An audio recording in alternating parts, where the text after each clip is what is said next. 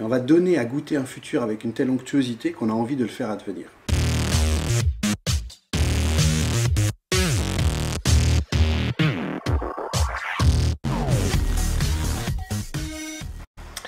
L'Institut des futurs souhaitables, c'est une école de la réinvention.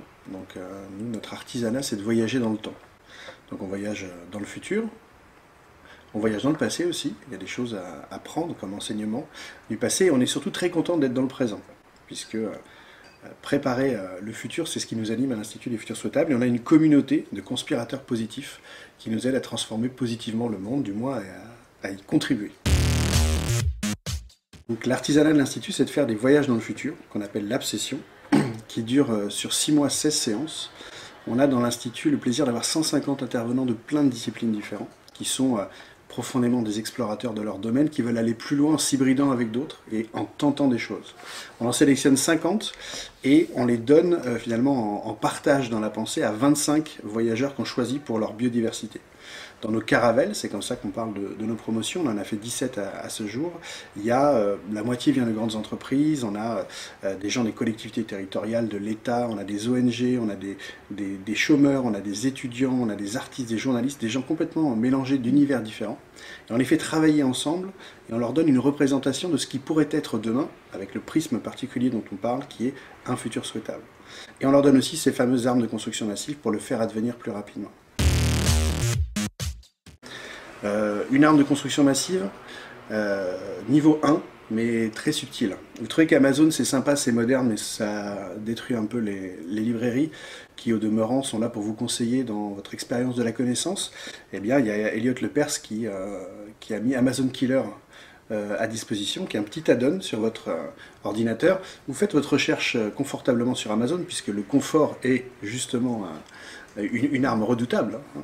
Et sur ce petit add-on, vous cliquez et la recherche, il vous l'amène dans Place des librairies. Il vous dit, le livre est disponible à 40 mètres de chez vous, c'est le même prix, votre libraire le garde 24 heures si vous voulez, cliquez ici. Niveau 1, ceinture blanche. On peut aller un peu plus loin dans la construction massive, on peut changer un certain nombre d'habitudes, on peut changer un certain nombre de fournisseurs, on peut travailler plutôt de telle ou telle manière, on peut donner du temps à l'intérêt général, on peut allouer un temps citoyen dans l'entreprise. Donc il y a vraiment des amplitudes. Donc à mon avis, il y a plein de choses à faire au même moment. En fait, il faut supprimer les oui mais et les transformer en et si. Et une des choses, c'est prendre à la mesure de cette métamorphose. Et donc nous, on donne un outil gratuit qui s'appelle Poster, qui sont 12 éléments de complexité de notre monde et les interconnexions entre ces éléments. Il y a des donnes climatiques, il y a des donnes en termes de biodiversité, en termes d'énergie, en termes de gouvernance, en termes de finances, et tout ça est interrelié. La complexité, c'est un rhizome biologique dans lequel se cache un certain nombre de richesses. Et bien, prendre le temps de ça est déjà un acte de résistance créatif. Donc prenez le temps de comprendre votre monde et Poster, la promesse, et si vous avez 15 minutes pour ça, ben voilà les premiers pas finalement.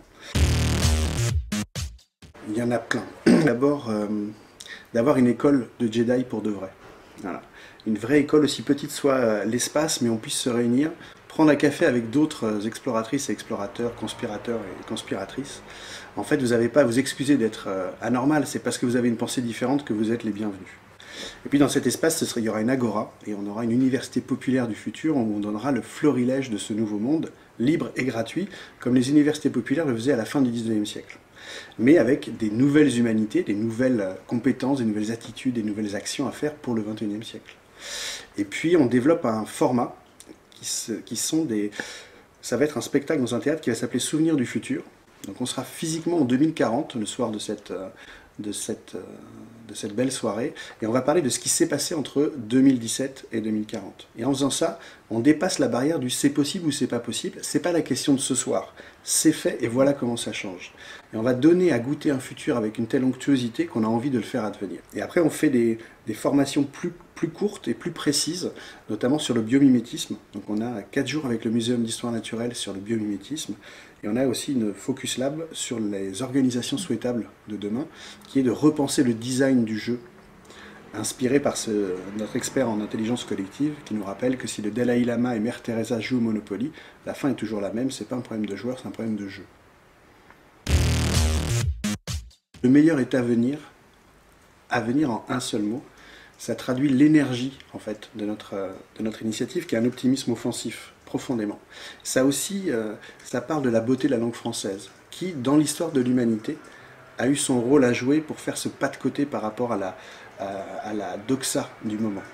Et je trouve que, cette belle phrase, le meilleur est à venir en un seul mot, résume à la fois l'ambition et la manière d'y aller, qui est de penser que demain est profondément ce qu'on va en faire.